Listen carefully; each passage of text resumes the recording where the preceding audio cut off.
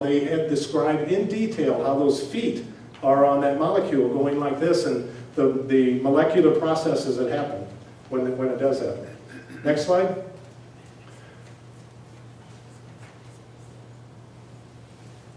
Danny? Oh, so this was a study done not too long ago. They showed that the odds of a random sequence of amino acids generating a functional protein are less than 1 to the 70th power. Next slide. How does your body store your DNA? How does it store it? This is a little hard to see on this slide, but your DNA is wound up on little spools called histones. It's not just laying out in the cytoplasm or in the nucleus. If you can see here, it's wound up on these little spools like that. And then this molecule attaches on the outside here to keep it snug, so that it's all wrapped up nice and pretty. So look at, that's how it's stored, like that. So if you needed to access a protein in there, how do you get in there to do that? How would your body get into that middle of that and know which one to do, where it's at, how to get to it, and how to unwind that? How does that happen? We're going to see that in a few minutes here. Next slide. So how did this amazing system come to be? How did the first proteins form in this system if the system was not in place? The system is built from proteins. You have a chicken and egg problem.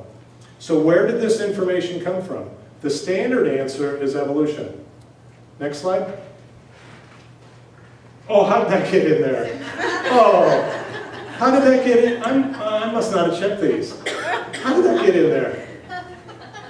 Oh, okay, this must be break time. So just stand up for a minute or two, and because we've got time long here. Anybody know that guy? He's going to kill me. Just for like 2-3 minutes, just so you can stretch a little bit. He's awful quiet back here. He might be asleep. I think he's sleeping. It's like he's taking a break anyway. Yeah.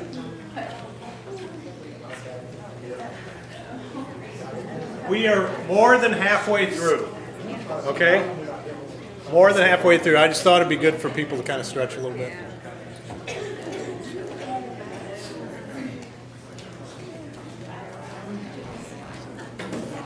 I have kind of a silly question on that. Can any of that actually be seen Yeah, with electron microscopes. with electron microscopes? They're getting very good at looking at individual molecules. But even with that, it's hard because when you start slicing it and preparing it, it's hard to do that. But they're getting better. You can see what they did with that transcriptase molecule. Yeah. It's amazing that they can put all that information together. It blows your mind, doesn't it? Yeah, it does. It does. It just blows your mind. It's like, holy cow, that's going on in every cell in my body.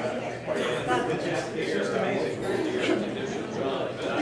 Back in 27, when we figured out DNA, God must have said, "Oh, we found it out." Yeah, I think there's probably some of that going on. Okay, let's have a seat again. We're not leaving. We're just Okay. back over here. Okay. Kind of keeps your neck up here in the Yes, front. I understand. Danny, whenever you're ready.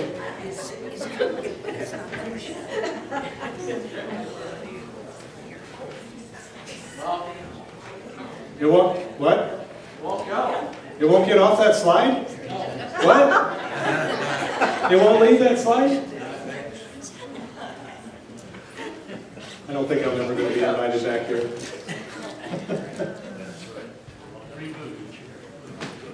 You got it, Danny? Trying. Just won't do it, huh? It's a PowerPoint. He does have a way of breaking things.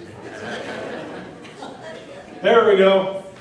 Okay, so I lied to you again. Okay, I said that in between the genes was long, massive periods of junk, and that the introns were junk. And the theory on neo-Darwinism says that we had this little protocell, and there was something changed it, and a new protein, maybe a protein was translated and then wasn't used and somehow got put back into the DNA. and it wasn't useful. So over time, over millions of years, it built up, and there was lots of useless junk in the genome. And they took that as evidence that evolution was correct, because only 3% of your genes are exons. Only 3%. So when they discovered how proteins were made, they said, well, the rest of it's just junk. Okay, it's not junk. Okay, and before the study, this was the ENCODE study. Before the study, Richard Dawkins, he's very well known. He's also an atheist. Said before the study, it's a remarkable fact that the greater part, 95% in the case of humans, of the genome might as well not even be there for all the difference it makes. Francis Collins said, the genome is full of flotsam and jetsam, making it virtually inescapable that we share common ancestry with mice. And then the study was designed to see, they were even saying, don't study that stuff, because it's not, you're just wasting your career to study junk DNA. It doesn't do anything. Why study it? Okay, so then they decided to test it and see. Because since 1990, intelligent design advocates were saying that they predicted a function for non-coding protein regions. They said that it has to be useful for something. If this is designed, it has to be useful. Okay, so the question was, is it junk or is it functional?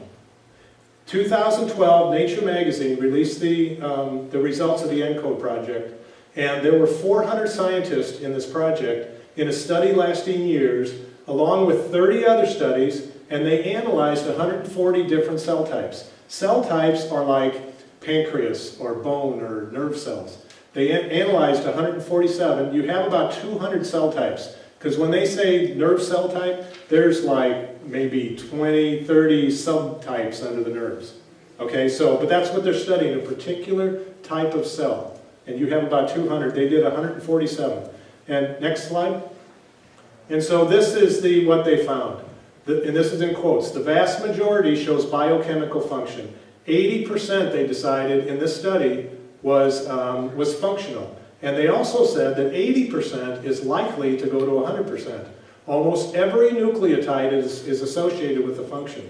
Science magazine said ENCODE Projects writes the eulogy for junk DNA. James Shapiro, University of Chicago, said it upends unguided evolutionary origin of the genome. Dan Grauer, University of Houston, these are all after the study. If the human genome is indeed devoid of junk DNA, then evolution is false. And he's one of the few holdouts that's still fighting, saying that that study doesn't make sense, and it's junk in there, and it doesn't do anything, despite the vast majority of evidence that they're narrowing in all the time on what it does, that we're going to talk about in a few minutes. It's likely that 80% will go to 100%. We don't really have large chunks of DNA. The metaphor of junk isn't that useful. That was Ewan Burney. Next slide. Okay, so I said that if you had a gene here, between the genes was long periods of junk in there. That's true. I did not lie to you on that, okay? And a lot of them are called tandem repeats. And tandem repeats are when you have 5 or more base pairs that just repeat over and over again. You've got 5, 6, 7, 10, sometimes 30, and it's the same base pair, then the same base pairs, then the same base pairs. They just repeat over and over again. And that's where this idea came from. That's a copy that isn't useful for anything. So, but what they're finding is that it determines, tandem repeats determine how tightly wound the DNA is on that spool, on that histone.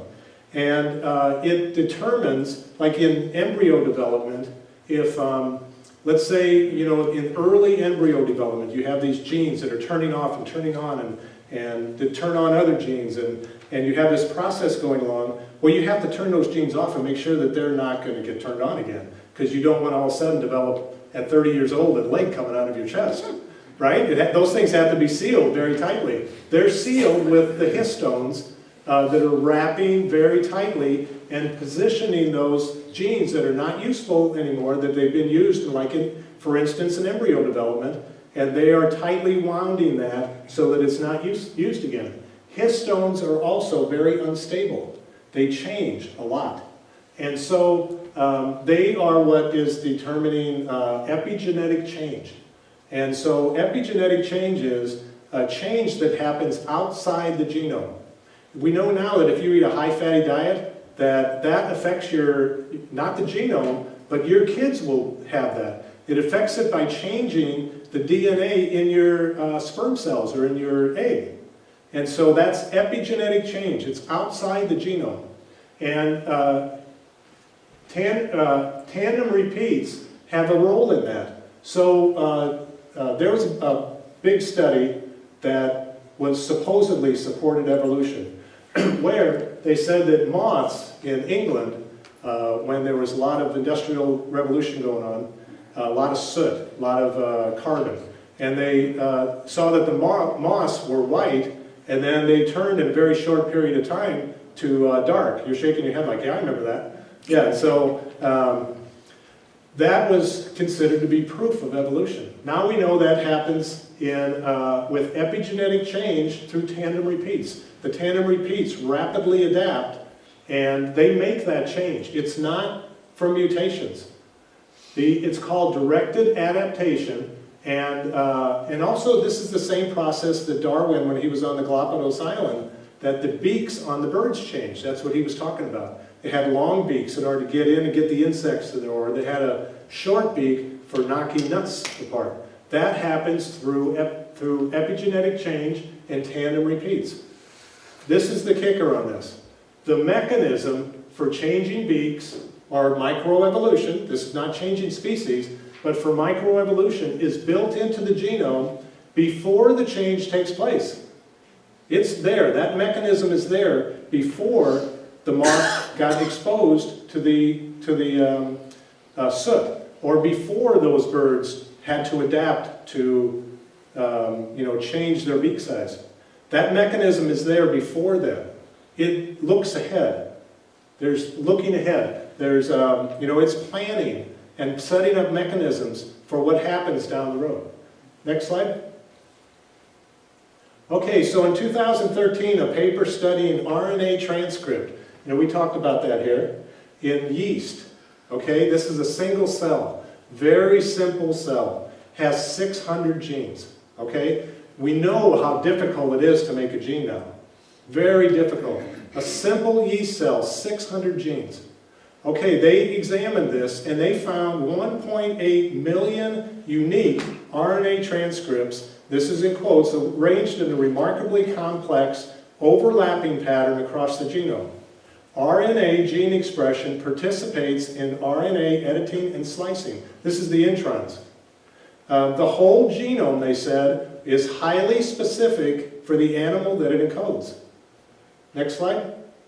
So this microRNA, these little snippets of RNA of the introns, it's regulated and it also regulates. It was thought that this would follow a common descent pattern.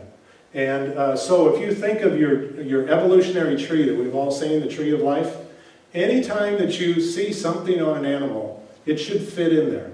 It should fit in. If you have this tree and you find an animal that has horns, it should fit in there somewhere. Easily, you should be able to say before and after, that fits right there. And which is a whole nother topic, but those the evolutionary trees do not work out. But the microRNA, they said it should fit in. Because similar species should have similar microRNA, and different species should have different microRNA. Next slide. This is the researcher, the best researcher, the major researcher in microRNA. He said, I've looked at thousands of microRNA. I can't find a single example that supports a traditional tree. It's a serious, very serious incongruency. Wide-ranging, species-specific microRNA. So if you have your tree and this animal, very specific microRNA. Then you jump up a little bit to the next animal that's supposed to be close to it, completely different. There's another paper said evolutionary trees from biological model tools often don't resemble those from morphology trees. A morphology tree is, whether you have 2 ears, or 2 arms, or horns, or a tail. That's the one that you see all the time. Paper, the growing gap between molecules and fossils is astounding. Another paper, the incongruency is pervasive and has become more acute with the advent of larger data sets. So don't think they're going to work this out, because the more they study, the worse it gets. Okay, next slide. Okay, the octopus genome. This was just released not too long ago either. This was like 6 months ago, maybe a year ago. For the first time, they sequenced the octopus genome.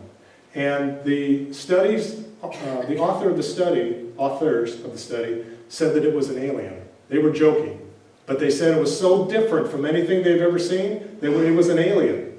They analyzed 12 different tissues and revealed that hundreds of octopus-specific genes found in no other animal. Most of them regulated neurons, 169. Okay, so humans have about 25,000 genes. Octopus, 33,000. Out of those, 1,800 were developed, these are new genes, were for the development of zinc finger. And zinc finger is a very specific protein that has zinc in the middle of it. That's one of those metals your body will attach in the ribosome. It's very complicated, and it performs neurologic functions. Humans have zinc finger proteins in them. Okay, it was thought that they're only in vertebrates, but then all of a sudden they appear in the octopus. Okay, so this is an example, and once again, we know how difficult it is to produce genes. It just doesn't, it can't happen by chance. All of a sudden we've got our tree, and this, we see it over here, and then we see it way over here. So something's not right there. But if you think of it in a design perspective, it makes perfect sense. Because designers take a module from this part and they go, that worked pretty good over there, let's stick it and try it over here. You know, from a designer point of view, you go, yeah, that makes sense. Okay, that's called convergent evolution. When we see something in one species way over here and another species way over here. It's not explainable by Darwin. That's not explainable. Next slide. We see convergent evolution all over. Now we're not talking about molecules because they haven't sorted that out yet. But wings is an example. We see them in insects, flying reptiles, birds, and bats. They developed 4 times in different areas of the tree. 4 times. Bioluminescence, things that glow, all over the place. It's very complicated to do that. Fireflies, beetles, insects, flies, fungus, centipedes, earthworms, snails, and fish. They estimate that developed 40 to 50 times in nature. And it's not just that you got something to glow. I mean, think of the firefly. It has to come on at night. It has to blink at a certain rate. It has to coordinate. You know, fireflies, some species, they start all blinking off and on together. You know, how bright is it? There's a lot of things that have to be regulated there. All of that is regulated with the new protein. It has to be a system. Next slide. Okay, but here's the kicker with the octopus genome. They found 168 new genes found in no other animal. So now, they saw things that are on here and here, but now they saw a whole 168 new genes that they can't find anywhere. And this happens, they're finding this more and more, and they're calling these de novo genes. De novo means out of nowhere. That's what scientists call it. Out of nowhere. They don't know where it comes from. Or they call them orphan genes, because they don't have a parent. There is no apparent, they can't look and see where they come from. The standard view is that genes originate from gene duplication.